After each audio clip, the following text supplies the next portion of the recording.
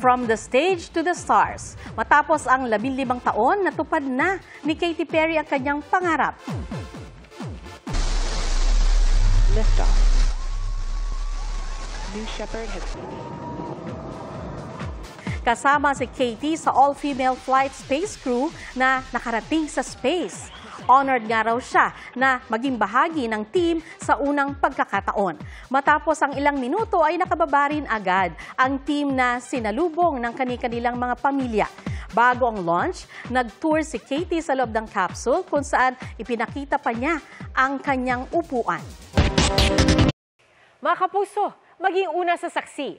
Mag-subscribe sa GMA Integrated News sa YouTube para sa iba't ibang balita.